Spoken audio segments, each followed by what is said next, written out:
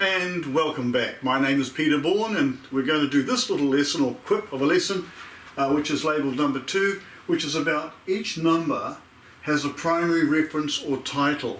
So I've got the numbers down here 1 through 9. Again, 0 is important. It means everything and nothing, but in this particular part of the course I'm leaving it out because it's not important just yet until we're looking at data that comes with age and birth dates, etc. So if I was to say that each of these numbers here has a concept or an understanding or a primary reference or title, the number 1 represents the self, the individual, the person who leads the way, who thinks of ideas and has the ability to overcome things by creating a new idea. They see a problem and they find a solution, and they don't need to be told what to do. 2 type numbers. Now this is not relating to anything, by the way, in particular with it's got a variation of where the numbers will change based on where they're found. For example, you can have a yellow car and a yellow flower. The only common thing between the two is the yellow. So it depends on where you find a thing, a colour for example, as to how the reference to that, what it means. A little complex, but it's not really when you get to understand it. So number 2 then, it represents the detail, the smaller points of things, and it's a very cooperative, gentle kind of a number. It is passive to some degree.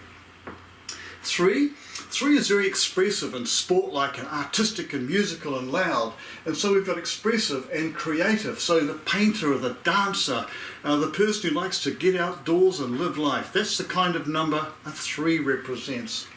4 is more structured, it's more square. It's as if you're looking at something which is boxed up or takes shape because it's meant to be that way and we all like it to stay that way. So it has a discipline of how it likes things, or it's structured.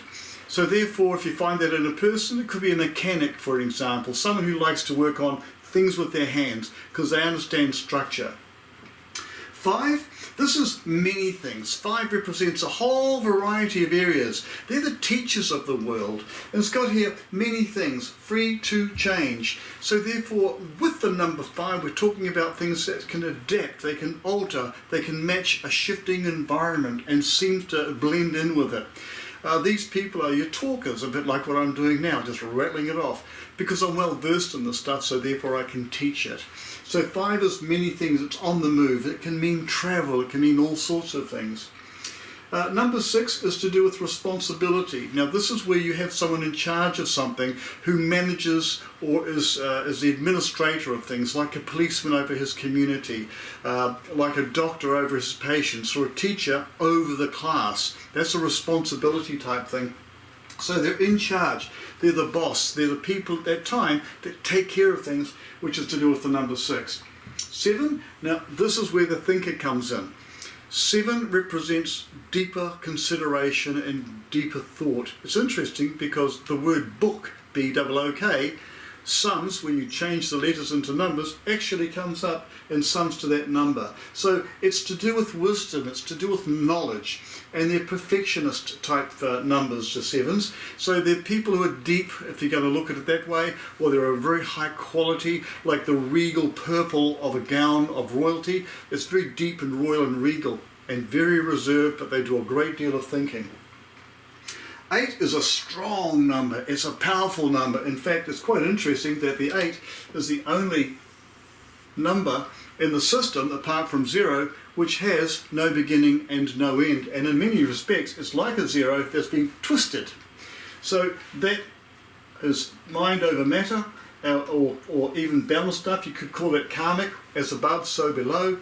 And you can even on its side, whoops, sorry about the running out here, it represents the symbol of infinity. So 8's very, very powerful. It has authority and it's very, very determined. So these are the strong people, or the strong numbers that don't get messed with. If they do get messed with, karma comes into it. You heard of karma? Karma, K-A-R-M-A.